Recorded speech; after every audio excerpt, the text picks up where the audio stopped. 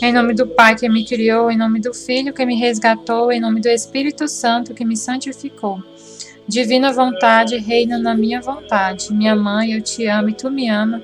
Dai-me um gole da divina vontade para a minha alma. Me abençoa, Mãe, para que todas as minhas ações sejam feitas diante de vossos olhos maternais.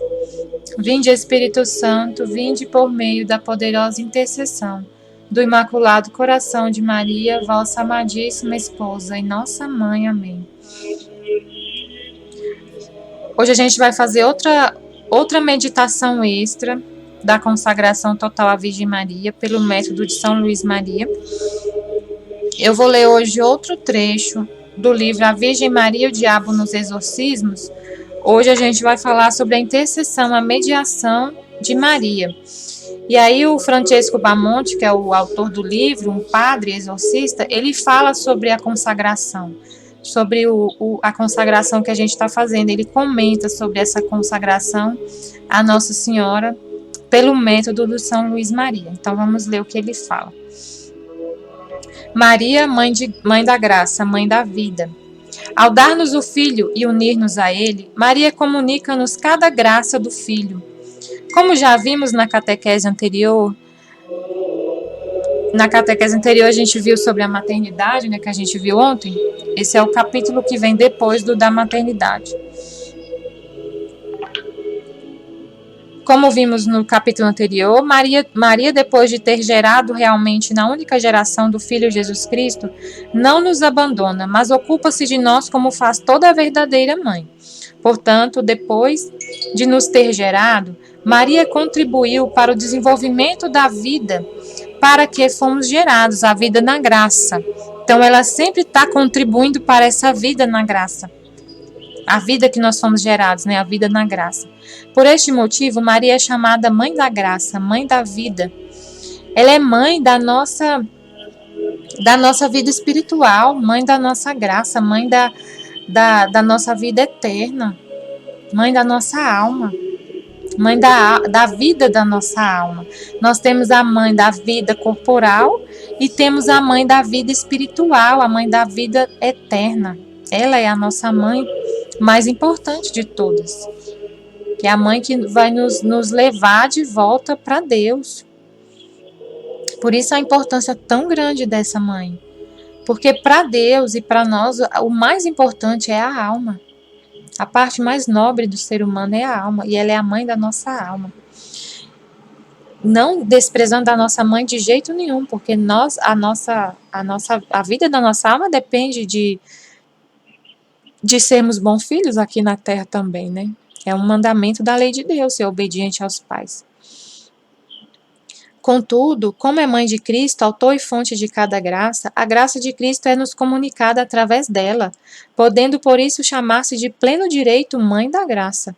É no Pai, por meio de Cristo no Espírito Santo, que tem a origem a graça santificante, isto é, a vida divina que chega até nós. Mas esta passa através de Maria. De fato, como Maria é a única entre todas as criaturas da terra, na qual se realizou o mistério da encarnação, a graça santificante continua a ser-nos comunicada pelo Pai, por meio da natureza humana de Jesus Cristo no Espírito Santo, mas é participante antes em Maria, que nos-la comunica. Com a cooperação do Espírito Santo, ela transmite-nos, juntamente com a natureza humana de Cristo e na sua dependência, a graça santificante que ela possui em plenitude. É por vontade de Deus que nós recebemos não só a graça santificante, mas também as graças atuais e todos os outros dons por meio dela. Por isso, precisamos de pedir a intercessão de Maria, de nos confiarmos a ela e de nos abrirmos à sua ação materna, para que a graça de Deus possa ser abundantemente derramada em nós.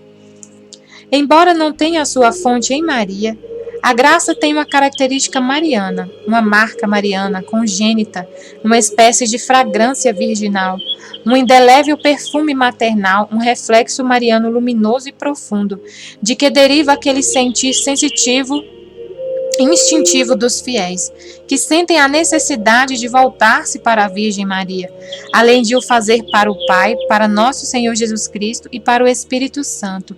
Aí eu lembrei de um trecho que Jesus fala no livro do céu, que tudo tem o selo de Maria. Tudo que acontece, todas as graças, tudo que acontece na igreja, todos os batismos, todos os sacramentos, todos os atos que acontecem na igreja, tem o selo de Maria. Ele fala isso no livro do céu, a gente meditou nesses dias. Tudo tem um selo de origem, e o selo de origem é Maria. E o padre fala aqui, que ele fala com outras palavras, né? O padre fala, embora não tenha a sua fonte em Maria, a graça tem uma característica mariana, uma marca mariana congênita. Eu acho tão incrível quando a gente lê o livro do céu, lê outros livros e eles falam a mesma coisa. O Espírito Santo, a gente vê a ação do Espírito Santo, a voz do Espírito Santo, a mesma linguagem, em várias fontes, para confirmar que é tudo o Espírito Santo que inspira, que ilumina as mentes. E quem está falando isso aqui é um padre. Esse padre pode nunca ter lido o livro do céu. Eu acredito que não tenha lido. Maria está intimamente associada ao mistério vital do cristianismo. A nossa incorporação em Cristo só pode acontecer pela ação do Espírito Santo, agente principal de toda a santificação. Mas em Maria e por meio dela, Jesus Cristo faz-nos membros do seu corpo. Ele veio até nós através da cooperação de Maria. Encarnado, ele, filho do Pai, fez-se também filho de Maria. Por isso não pode haver em nós uma união à natureza humana do Filho, senão através dela. Ao declarar Maria Mãe da Igreja, no encerramento da terceira sessão do Concílio Vaticano II, Paulo VI disse: a nossa união a Cristo não pode ser separada daquela que é a Mãe do Verbo encarnado e que o próprio Cristo associou intimamente a si para alcançar a nossa salvação. E não há continuação e crescimento nesta união, senão através dela. Assim como o início da redenção é simultaneamente obra do Espírito Santo e de Maria, assim também todo o desenvolvimento da redenção é obra sua conjuntamente. E Jesus fala isso no livro do céu, que todos os frutos da redenção foram depositados em Maria. Cristo nasce e cresce em todos os batizados por obra conjunta do Espírito Santo e de Maria. Juntos formaram o corpo físico de Cristo e juntos fazem evoluir o seu corpo místico, conduzindo-o à consecução da plenitude da sua idade adulta até o fim dos tempos. É como assim se fosse o Espírito Santo e Nossa Senhora geraram um corpo, eles geraram o corpo do físico de Cristo, geraram um corpo místico. É o pai e a mãe, eles vão cuidar desse filho até o fim dos tempos. É inseparável o Espírito Santo de Maria. E desse cuidado e dessa criação desse corpo místico. É um filho para o Espírito Santo e para ela. Eles sempre vão estar agindo juntos, cuidando desse filho, alimentando, fazendo ele crescer, que somos todos nós. É este o sentido das palavras pronunciadas por Paulo VI. Se quisermos ser cristãos, devemos ser marianos. À luz de tudo o que vimos até agora, compreende-se o porquê de a devoção a Maria, diferentemente da devoção aos outros santos, ser não só importantíssima, mas também necessária, se quisermos beber com abundância na fonte da vida. De fato, embora tenha permanecido virgem, a Senhora deu a Cristo a natureza humana, tornando-se deste modo verdadeira mãe do Filho de Deus feito homem, Jesus Cristo. Por conseguinte, ela está intimamente associada ao mistério vital do cristianismo. O Filho de Deus fez-se homem ao fazer-se filho de Maria. Portanto, se quisermos tornar-nos como ele, deveremos ter em nós esta dupla qualidade, ser como ele filhos de Deus e filhos de Maria. A piedade de uma alma não seria verdadeiramente cristã se não compreendesse na sua intenção Maria, mãe do Verbo encarnado. Para potenciar a intercessão de Maria na nossa vida, a consagração. Assim como, então, não quer dizer que a Maria não vai interceder, não vai agir na vida das pessoas que não são consagradas a ela. Ela age, tanto que a gente leu ontem no livro sobre a maternidade, e a gente leu que aquela pessoa que está mais em pecado, mais na miséria, ela vai acariciar mais ainda. Porque ela é mãe de todos, ela quer o bem de todos. Jesus confiou todos a ela, sem exceção. Ele não falou assim: mãe, cuida só dos que forem consagrados. Mãe, salva só os que forem devotos da Senhora. Não, não é assim. Ele deu a ela todos os filhos. E Jesus fala da ovelha perdida, né? Que ele deixa as 99 para ir atrás de uma que se perdeu. Ele quer todas. A ovelhinha que está mais perdida, que está lá escondida, que está muito ferida, muito machucada, ele vai atrás dela. Essas outras ele deixa lá e vai atrás dela. Então ela vai em todos ao mesmo tempo. Então não que ela não vai deixar os outros filhos de lado, de jeito nenhum, mas para potenciar a intercessão de Maria na nossa vida, a consagração. Assim como Maria disse o seu sim, aceitando-nos por filhos, assim também nós devemos dizer o nosso sim, aceitando-a sem condições como mãe. Ela disse o seu sim lá na cruz para Jesus: eu aceito, Jesus, aceito meu filho, todos os seus filhos como meus filhos. E nós vamos dizer para ela: mãe, eu te aceito como mãe. Na verdade, tal como formou Cristo na encarnação, ela quer formá-lo também em nós, o que só é possível na medida em que lhe o permitimos, abrindo-nos cada vez mais à sua ação materna. Os padres do Concílio Vaticano II recordam aos fiéis que Maria não impede minimamente a união imediata dos crentes a Cristo, mas facilita-a. Esta atitude de abertura à ação materna de Maria tem sua expressão máxima na consagração ao seu coração imaculado, que, como ilustrarei, se Deus quiser, mais profundamente no meu próximo volume, consiste no dom total de si a Maria, para que pela ação conjunta e principal do Espírito Santo, ela possa conformar-nos cada vez mais plenamente a Cristo. Ele está falando aqui que ele vai escrever um livro sobre essa consagração, não sei se ele já escreveu. A partir da encarnação, o Espírito Santo, através da estreitíssima união que realizou com Maria, como longa e pormenorizadamente explica São Maximiliano Kolbe, não opera a nossa santificação a não ser por meio de Maria. O Espírito Santo age unicamente através da Imaculada, sua esposa. Por isso, podemos concluir que ela é mediadora de todas as graças do Espírito Santo. E Jesus falou isso, Jesus confirmou que ela é mediadora de todas as graças, que todas as graças foram depositadas nela. Que a vida dele foi depositada nela, os sacramentos, os frutos da redenção. E como cada graça é dom de Deus, dom de Deus Pai, através do Filho e do Espírito Santo, segue-se que não há graça que não seja propriedade da Imaculada, que lhe foi dada para que a distribua livremente. Por isso, compreende-se que quanto mais perfeito for o dom de nós mesmos a Maria, mais rápida, eficaz e profunda será a ação do Espírito Santo em nós, que assim poderá unir-nos cada vez mais intimamente à natureza humana de Jesus Cristo, e ele a sua natureza divina e por meio dela ao Pai, operando assim a nossa progressiva divinização. Aí, esse padre aqui fala sobre a divinização, Jesus fala sobre isso. O dom de viver na divina vontade, que Jesus fala no livro do céu, ele fala que a gente vai viver a vida divina, viver a vida dele. É renunciar totalmente a si para viver a vida divina, viver as virtudes de Jesus, viver a santidade de Jesus. Ele fala sobre essa palavra, divinização, no livro do céu, que chegará ao seu pleno cumprimento no momento em que entrarmos no paraíso. A autêntica devoção a Nossa Senhora, assim entendida, não é nem mero sentimentalismo nem infantilismo. Com efeito, embora se nos exija em relação a Maria a mesma atitude de dependência e de abandono cheio de confiança e de amor de criança em relação à sua mãe, a devoção a Maria não bloqueia o nosso crescimento espiritual. Favorece muito o nosso crescimento espiritual, a devoção a Maria.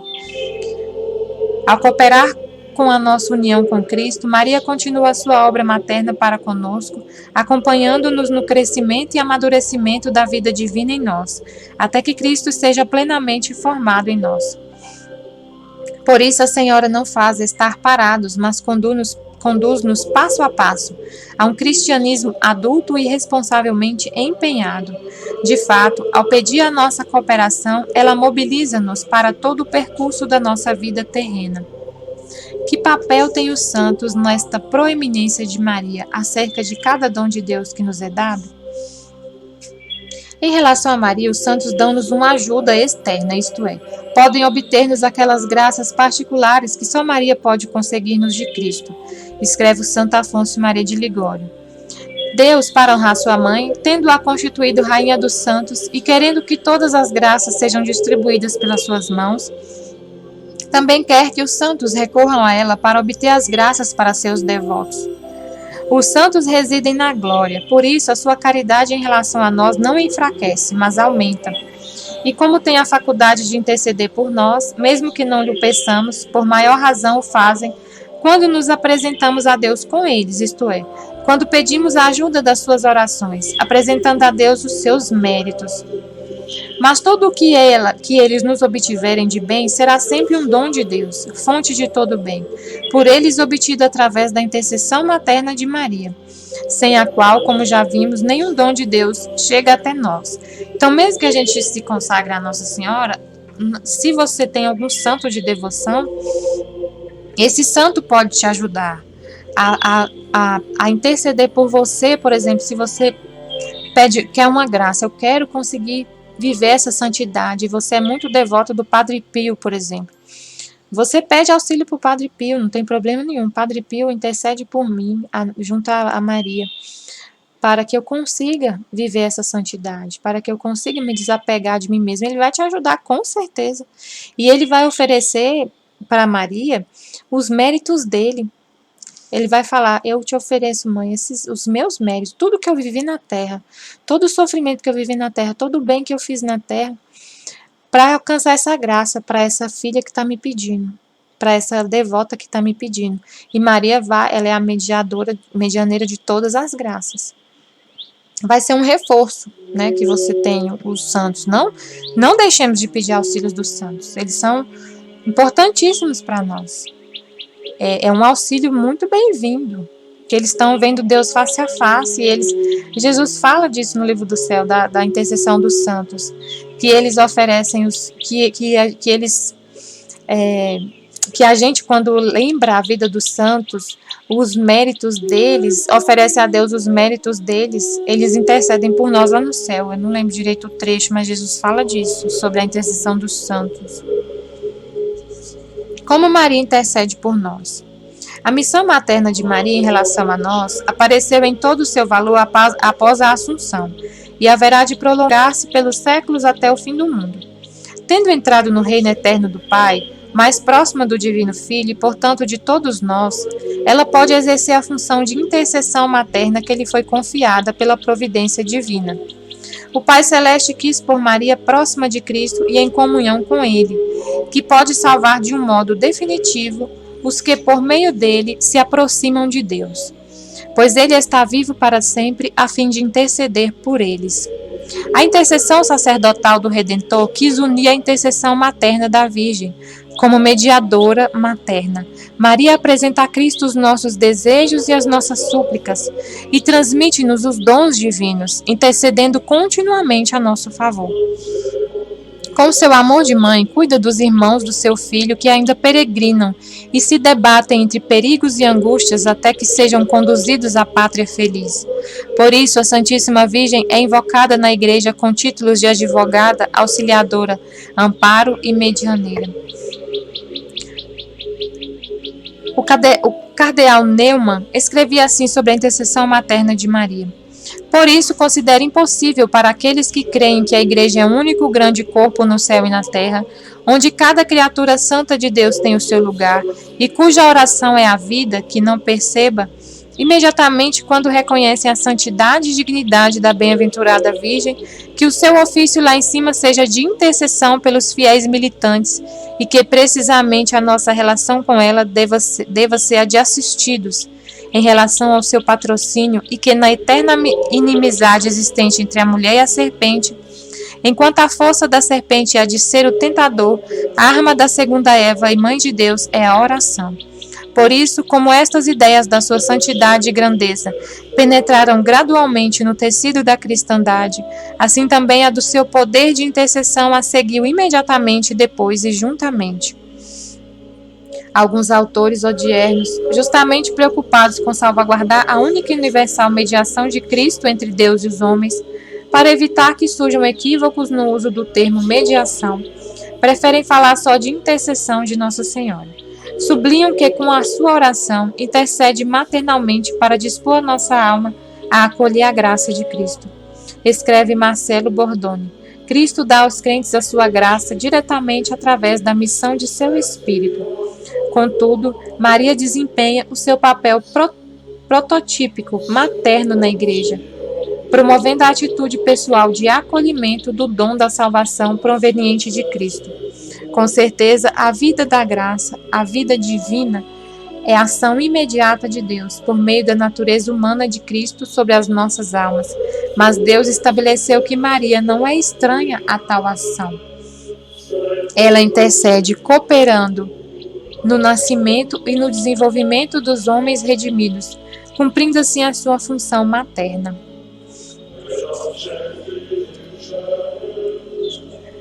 Nossa Senhora obtém tudo o que Deus nos dá. A Virgem Maria intercede entre o Filho e os filhos, intercessão duplamente materna.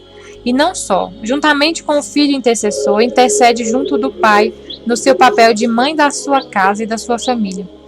Com a sua intercessão materna, obtém-se tudo o que Deus nos dá. O Santo Padre João Paulo II afirmava que essa é uma certeza que a partir do Evangelho se tem consolidado através da experiência do povo cristão.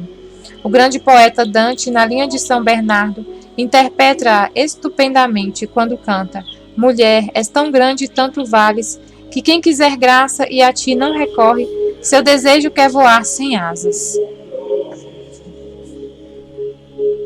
A intercessão de Maria é mediação de Cristo.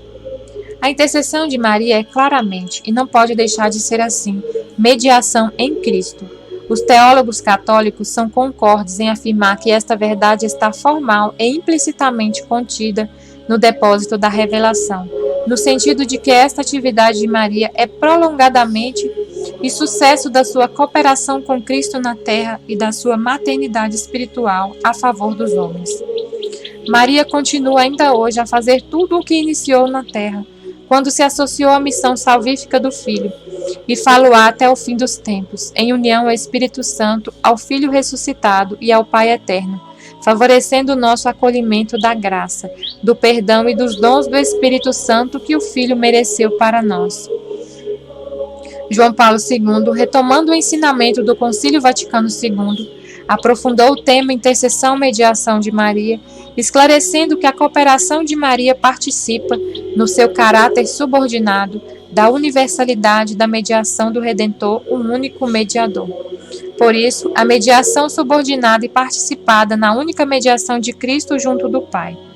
Em nota, reporta o parágrafo 38 da encíclica Redemptoris Mater, na qual o venerável pontífice apresenta essa doutrina.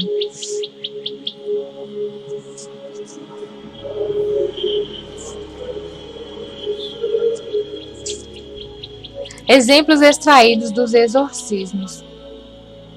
Um dia, aí a gente vai ler agora o que o demônio fala, o que foi revelado nos exorcismos acerca da intercessão de Maria. Um dia, depois de reações furiosas, porque não queria ser sujeito àquilo que lhe era imposto por uma presença invisível, depois compreendemos que era a Virgem Santíssima. Repentinamente, ele, o demônio, exprimiu-se assim: Ela ora sempre por todos vós. Cada uma das suas orações é uma tortura para nós. No outro dia, o demônio, claramente enfraquecido pelos louvores à Virgem Maria, disse com voz rouca: Ela pede que se reze por todos os pecadores e também por aqueles que parecem sem esperança, porque ela lê os corações e justifica diante de Deus. Olha o que Maria faz. Ela pede que se reze por todos os pecadores e pelos que estão sem esperança. Ela lê os corações e justifica tudo diante de Deus. Ela clama pela nossa conversão. No outro exorcismo, já que se orgulhava dos sofrimentos provocados a algumas pessoas inocentes, comecei a rezar com decisão. Senhor Jesus Cristo, quando estavas na cruz, parecias derrotado, e o poder das trevas parecia ter vencido para sempre. Na realidade, eras tu que estava a viver para sempre. E o demônio, a culpa é toda dela, é tudo culpa dela, sua mãe. Por isso, eu tinha ensinado a esta cretina a odiá-la, e ela também conseguiu superar isto. Ela ora sempre, não se cala um momento, e nós somos chicoteados pelas suas orações. Olha o que o demônio fala. Aí a gente vai ler amanhã o testamento da cruz, que Jesus falou na cruz, e a derrota do demônio quando Cristo morreu. Que o demônio viu lá, revelou-se para ele tudo o que... Para o demônio foi revelado toda a derrota dele, tudo o que Jesus fez neste momento. Só que aí o demônio juntou os outros demônios, Lúcifer juntou todos os demônios no inferno, fizeram um conciliábulo durante 1 ano, para decidir o que seria feito para reverter tudo, para ele conseguir continuar nos levando para o inferno. Porque depois da redenção ele viu que se a gente acreditasse em tudo que Jesus fez, se a gente colhesse os frutos da redenção, se a gente fosse grato, todos nós estaríamos salvos. Se todos crescem em Jesus, todos seguissem ele. E aí eles ficaram 1 ano planejando o que fazer para nos enganar. E aí uma das coisas que ele faz é isso. Ele falou aqui, ó. Por isso eu tinha ensinado a esta cretina, a pessoa endemoniada, a que estava sendo exorcizada, ele tinha ensinado ela a odiar Nossa Senhora. E ela também conseguiu superar isso. E ela, com a oração do padre, com a intercessão nossa, com a nossa oração, o nosso pedido nossas orações pelos pecadores, muita gente se converte, mesmo o demônio fazendo isso, tentando enganar a pessoa, a gente consegue a conversão, porque a gente se une a Nossa Senhora, intercedendo para Deus enviar luzes para a pessoa ver a verdade. Um episódio particularmente comovedor é o seguinte: um dia, dirigindo-se a uma imagem de Nossa Senhora, presente na sala onde eu exorcizava, o demônio começou a gritar: "Por que ofereceste tudo àquele? Por quê? Por quê?" E eu perguntei: "O que foi que ela ofereceu?" E ele: "Aos pés da cruz daquele, ela sofria." Referia-se claramente à oferta que Nossa Senhora fez ao Pai Eterno dos seus sofrimentos e dos de Jesus, no momento da crucificação, e da intercessão materna que fez a nosso favor naquele momento. E então eu comecei a dizer: "Lembra-te de que Maria, aos pés da cruz, ofereceu Jesus ao Pai, e ofereceu-se ao Pai com Jesus. Por nós, seus filhos, ela ofereceu este sacrifício." Depois dessas palavras, lançou urros indescritíveis, evidentemente esmagado pela força redentora, que brota do sacrifício de Cristo e de Maria no Calvário, e disse: "Basta, basta, não me faças recordar. Basta estar a queimar-me, a queimar-me." Aí amanhã a gente vai ler.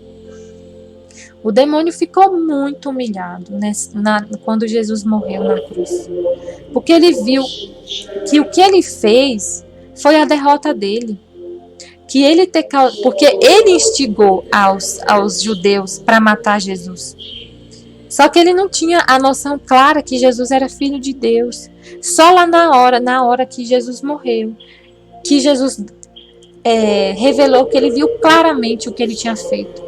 Ele ficou muito humilhado, vocês vão ver amanhã. Por isso que ele fala aqui, ó: "Basta, basta, não me faça recordar." Eu não suporto recordar aquela hora que Nossa Senhora entregava, sacrificava Jesus por nós, seus filhos, que ele via a derrota dele, que as portas do céu estavam abertas, que nós estávamos perdoados por tudo que a gente tinha feito, por todos os pecados,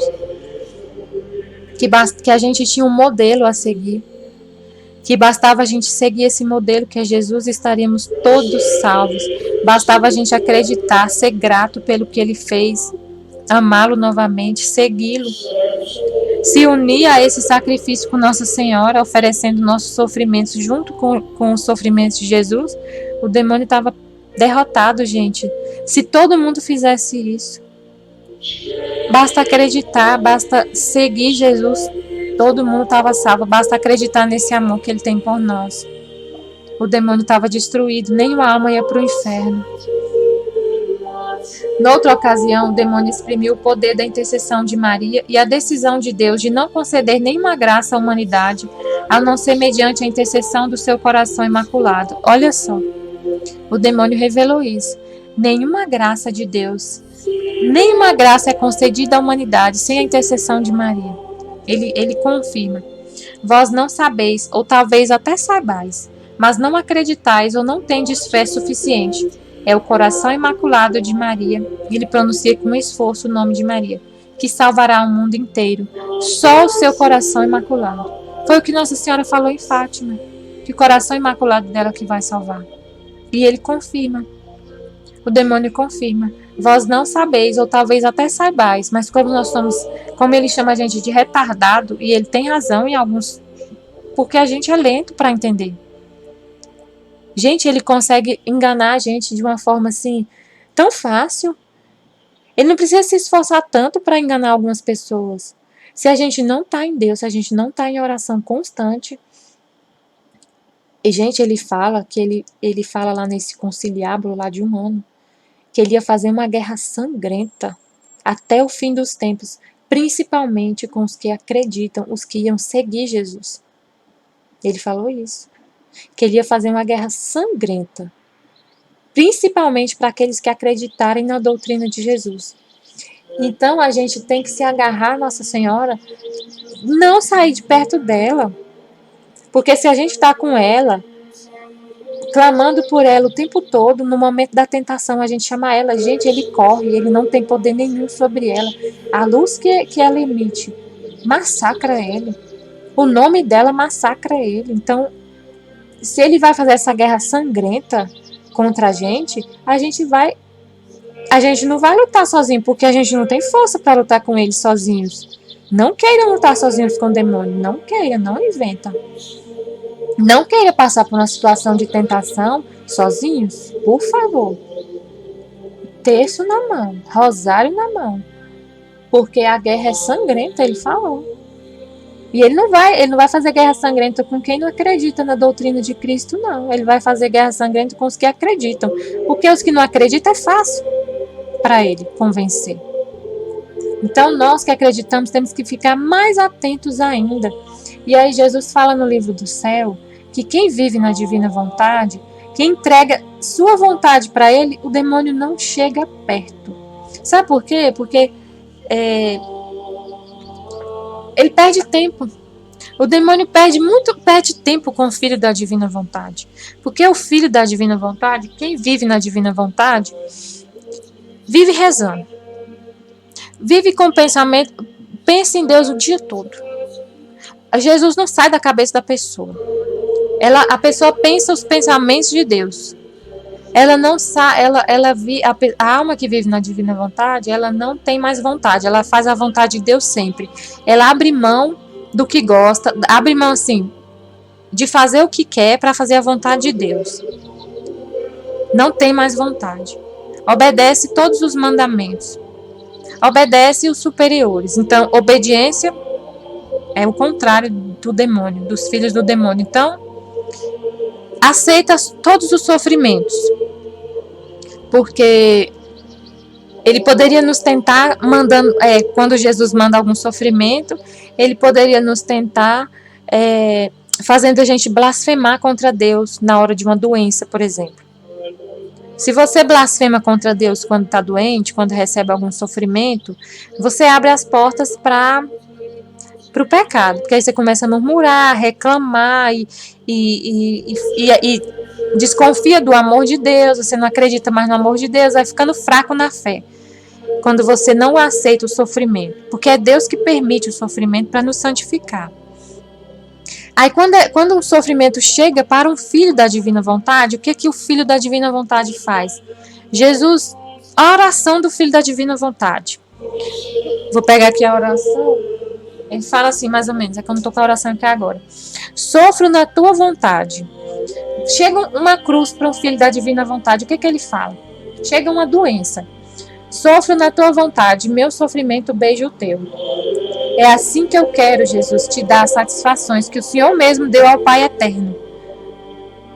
O que ele está falando nessa oração? O que a gente fala nessa oração? Jesus, eu subo na cruz junto com o Senhor, vou sofrer junto com o Senhor está sofrendo agora? Vamos sofrer junto. E eu vou oferecer meu sofrimento junto com o Senhor ao Pai. E é Nossa Senhora que vai comigo, vai me levar. É Nossa Senhora que vai me colocar na cruz junto com o Senhor. O que o demônio vai fazer com uma pessoa dessa? O que a pessoa está fazendo? Tá se unindo a Cristo na redenção de muitas almas. Então, se ele vem tentar uma pessoa que está na divina vontade, que é filho da divina vontade, ele se lasca mais ainda. Ele perde almas. Então, ele não quer. Porque ele sabe que o filho da divina vontade sofre tudo calado e ainda oferece para Deus e agradece. O filho da divina vontade, ele chega, vê uma doença, sabe o que ele faz? Obrigada, Senhor. Obrigada, meu Pai. Eu vou sofrer junto com o Senhor e eu te agradeço tanto. É uma honra para mim sofrer. E eu vou sofrer para reparar todos os pecados de toda a humanidade, de todos os tempos, do presente, do passado, do futuro. Aí, o demônio... Aí o que aconteceu? Na cruz, a gente vai ver amanhã, o demônio, quando viu que Jesus estava redimindo a humanidade, ele queria voltar. Teve vezes que ele chegou a falar que queria voltar, que não era para matar Jesus. Ele tentou incitar os judeus a não matar Jesus, mas não dava mais tempo. Ele queria se arrepender, porque aí ele começou, ele desconfiava e desconfiava que era, mas não era. Ele teve certeza mesmo na cruz. Quando vinha essa desconfiança, ele tentava fazer com que Jesus não morresse, porque ele sabia a desgraça que ia acontecer para ele e a graça que seria para nós. Então, quando a gente une o nosso sofrimento ao de Jesus e sobe na cruz com ele, a gente está participando com ele, fazendo a redenção junto com ele. Então, o demônio sabe que isso para ele é a ruína. Então, se ele tentar, por exemplo, a gente e nos causar um sofrimento, se, por exemplo, o demônio vê um filho da divina vontade e Deus vai permitir que ele nos faça sofrer.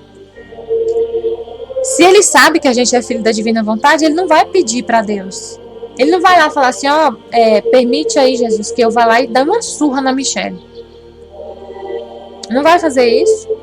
A Aline até falou isso hoje na oração. Na meditação que ela fez aqui no canal. Vai lá. Aí Jesus vai falar, pode ir. Ele vai causar a própria ruína dele. Porque se ele fizer isso comigo, eu vou falar, obrigada, Jesus. Obrigada. Porque é uma honra sofrer por ti. E eu sofro na tua vontade, meu sofrimento beijo o teu. Aí ele não vem, porque ele vai perder um monte de almas, por causa dessa minha oferta, desse sofrimento. Então, que a gente possa sempre estar juntos com a Nossa Senhora. E procuremos viver na divina vontade. Não deixe de falar, façam os 31 dias com Nossa Senhora, porque só entra no reino da divina vontade quem passa por ela. Ela é a rainha da divina vontade. Então, comprem o livro da Virgem Maria no reino da divina vontade. Façam a consagração, leiam o livro do céu e vivam na divina vontade. E aí, fica tranquilo com relação a isso, dessa guerra sangrenta. Fica tranquilo, porque ele não vem fazer guerra com você, porque ele vai saber que ele vai perder. Mas mesmo sem estar na divina vontade ainda, creiam em Nossa... Procurem Nossa Senhora, procurem viver unidos com ela, rezando sempre. Assim que se perceber uma aproximação de uma tentação, Ave Maria cheia de graça, ele corre. Ele só consegue alguma coisa com quem abre a mente. Ele vem na sua mente. Só consegue quando você abre. Se você fala, Jesus, eu te amo, meu Pai. Maria Santíssima, me ajuda, me livra dessa tentação. Ela vem na hora, põe ele para correr. Esse aqui é meu filho consagrado, sai daqui. Ela te ajuda com certeza absoluta, só que você tem que confiar nela como filho.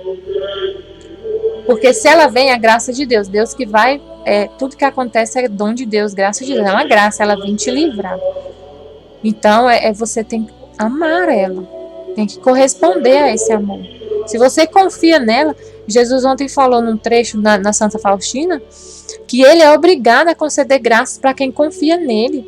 Porque ele não tem o que fazer. Quando uma alma confia tanto nele, que tudo recorre a ele, ele derrama muita graça nessa alma. Ele derrama por meio de Nossa Senhora. Vós não sabeis, ou talvez não saibais, mas não acreditais, ou não tendes fé suficiente. Já li. É o coração de Maria que salvará o mundo inteiro. A intercessão de Nossa Senhora não consiste unicamente em orar por nós e conosco para nos obter a graça santificante, e também cada uma das graças, mas também em apresentar e oferecer a Deus o que lhe damos.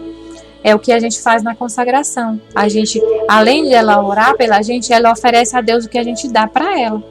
Uma vez, enquanto estávamos a apresentar e a oferecer a Nossa Senhora orações, alegrias, sofrimentos e toda a nossa vida, juntamente com os tormentos sofridos pela pessoa possessa, o demônio, com um tom submisso e humilhado, evidentemente porque Deus o obrigava, disse: cada alegria, cada dor, sofrimento oferecidos àquele coração de Maria são doces ternuras de profunda caridade que ela aceita e oferece com as suas mãos e eleva à luz daquele Criador.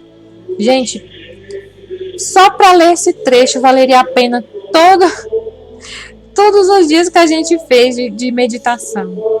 O demônio confirmando que Nossa Senhora apresenta cada coisa que a gente mostra para ela. O São Luís falou, o Francesco Bamonte confirma no exorcismo que ele fez. Olha só, ele disse que ele estava apresentando a Nossa Senhora as orações, os sofrimentos, as alegrias, toda a nossa vida, é o que a gente faz, né, na consagração. Juntamente com os sofrimentos da pessoa possessa, tudo. Aí o demônio submisso e humilhado disse: cada alegria, cada dor, sofrimento oferecido àquele coração de Maria são doces ternuras de profunda caridade que ela aceita e oferece com as suas mãos e eleva a luz daquele Criador. Gente, que lindo esse trecho. Ela pega tudo, igualzinho São Luís falou. Igualzinho ele falou, igualzinho a gente meditou. Ela leva, ela coloca tudo, ela recebe tudo com muito amor e eleva a luz daquele Criador. Tudo que a gente oferece, tudo. A nossa alegria, a nossa tristeza, a nossa miséria, a nossa vida, o nosso esposo, o nosso casamento, os nossos filhos, tudo que a gente oferece para ela, ela oferece ao Criador, ela leva lá diante de Deus. Então, mãe, agora nesse momento eu vou pedir para a senhora oferecer, todos nós que estamos aqui meditando, ofereça ao Pai todos esses dias que a gente meditou aqui, toda essa luz que a senhora nos deu, a vida de cada pessoa que está se consagrando, todas as nossas ações, todos os nossos sofrimentos, todas as nossas misérias, nossas culpas, todos os nossos sofrimentos, sofrimento de toda a humanidade, nós te oferecemos agora, para a senhora apresentar a Deus. Eu vou tentar achar aqui, ele falava sobre a consagração, mas eu acabei não achando aqui sobre o São Luís. Deixa eu ver se ele fala aqui, deixa eu ver se eu acho. Eu vou procurar depois, e eu quero concluir essa meditação com um trecho que o demônio fala do poder do rosário. O poder do rosário. O que acontece quando a gente reza o rosário? Ele fala assim: quando dizeis Ave Maria, é como se ela tomasse o vosso espírito e levasse diante do Pai. Então, quando a gente fala Ave Maria, eu vou rezar Ave Maria agora, Nossa Senhora vai nos levar, e vocês vão rezar junto comigo agora. Nossa Senhora vai elevar o nosso espírito diante do Pai. Creiam nisso. Ela vai fazer isso agora. Nós vamos rezar Ave Maria aqui juntos. Eu agora e vocês quando ouvir. E ela vai nos elevar diante de Deus. E vai apresentar-nos para o Pai agora. E nós já oferecemos para ela todas as nossas ações, toda a nossa vida, todas as nossas alegrias. E agora ela vai nos elevar, o nosso espírito lá diante do Pai. Ave Maria, cheia de graça, o Senhor é convosco. Bendita sois vós entre as mulheres, e bendito é o fruto do vosso ventre, Jesus. Santa Maria, Mãe de Deus, rogai por nós, pecadores, agora e na hora de nossa morte. Amém. Pai, pela intercessão de Nossa Senhora, nós pedimos a sua bênção, a sua proteção, a luz, para que todos nós possamos fazer essa consagração na sexta-feira, e nós vamos nos entregar à nossa mãe, essa mãe maravilhosa que o Senhor nos deu. Eu peço, Pai, em nome de todos, que nos dê muita, muita, muita graça nesse dia, que todos nós consigamos entender essa consagração, que todos nós sejamos muito gratos a essa mãe que o Senhor nos deu, que consigamos penetrar nesse mistério, que a gente consiga desapegar de nós mesmos, porque não é fácil, a gente tem dificuldade para entender o que é desapegar de si mesmo, o que é amar somente ao Senhor, não amar a todos com o vosso amor, que a gente consiga entender, penetrar neste mistério. Nos ajude, Pai, a ser santos, nós queremos ser santos, é isso que nós te pedimos. Amém. Obrigada, Mãe, obrigada por nos apresentar ao Pai. Aí ele continua. Todas as vezes, porque ela ama-vos como ninguém mais vos ama. Leva-os lá em cima consigo. E quando tu recordas a vida daquele, refere-se à meditação de cada mistério. Para mim é um suplício reviver todas as vezes o que aquele estabeleceu. Então, é o que eu falei. Amanhã a gente vai ler o que Jesus estabeleceu em cada mistério, em cada coisa que ele fez. E o demônio, quando soube, ele ficou arrasado. Porque ele viu que toda a maldade que ele estava fazendo era tudo para o nosso bem. Ele não sabia. Ele soube quando Jesus morreu. Ele soube que ele causou a própria ruína. Deus humilhou ele no pó. Ele pediu para sair. Nossa Senhora não deixou. Ele pediu para sair lá da cruz. Nossa Senhora não deixou. Você vai assistir tudo, tudo, tudo. Ele teve que assistir a humilhação. Para mim é um suplício, porque quando tu acabas, começa outro, e quando este deixa, outro inicia, e este sai, outro entra. Então, para o demônio é um suplício a gente ficar recordando a paixão de Cristo, o nascimento de Cristo, a vida pública de Jesus nos mistérios luminosos, o batismo, tudo é ruína para ele. Porque antes a gente estava na mão dele, gente. Já pararam para pensar? Se Jesus não viesse, nosso destino era o inferno. Se Jesus não viesse, a nossa morte já estava decretada, a morte do corpo e da alma. Jesus veio para nos redimir, nos salvar, abrir de novo a porta do céu. A porta do céu estava fechada. Só que assim, Deus já sabia que ele já tinha planejado que vinha o Messias. Então as almas dos justos que morreram antes de Jesus não foram para o inferno todos. Os justos ficaram num limbo, esperando Jesus nascer, Jesus ir para o céu e abrir as portas do céu. Então Deus é maravilhoso demais. Então assim, não pensar quem veio antes de Jesus foi para o inferno, não. Os justos ficaram no limbo. Deus é maravilhoso, ele pensa em tudo, tá, gente? Ele quer nos salvar e levar para o céu de todo jeito.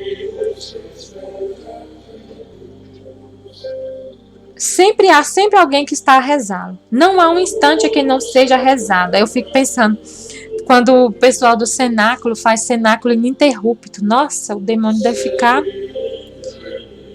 Quando a gente faz 1000 Ave Marias, quando a gente faz coloca nos grupos de WhatsApp, né, que cada um vai rezar um terço 1 hora e separa as horas e reza 24 horas.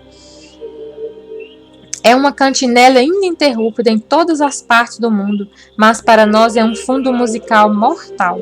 Com todos aqueles mistérios, lembrai-nos todas as vezes o que nos fez e nos faz mal. Ele fala aqui umas frases. Cada conta desse texto com que vós rezais é para nós uma chicotada, queima-nos.